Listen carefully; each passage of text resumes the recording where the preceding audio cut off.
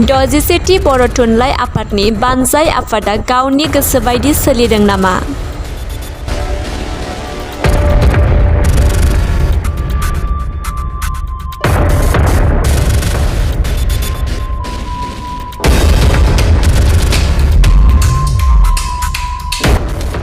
खुंगा दजिसेथि बर' थुनलाइ आफादनि जथुमाया सोरनिबा राजखान्थि हान्जानि बाथ्राजों सोलिदों नामा?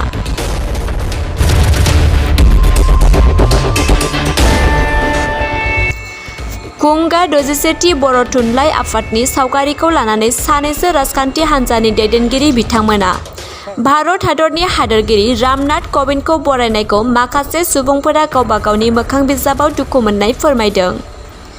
बेजों लोगोसे बर' थुनलाइ आफादनि आफादगिरि तरेन बर' बिथाङा मोनसे कलनि गेजेरजों माखासे बाथ्रा फोरमायदों।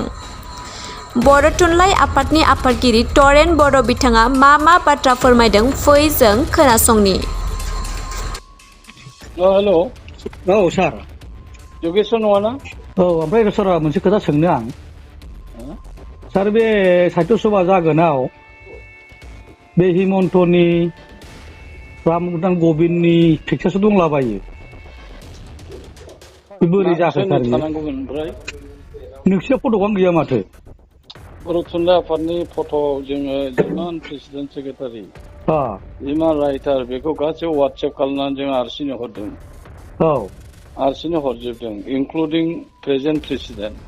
औ दा नों खालामथ'वाखै खोमा ना खालामदों? दाथ' बिराद माबायाव दंजोबो नै माबायाव मा होनो गभर्नमेन्टनि नुलाजोबबाय। मानसिखौल' होनाय जादों नामा? सार नोंनि फट'आनो गैया? गैयाना?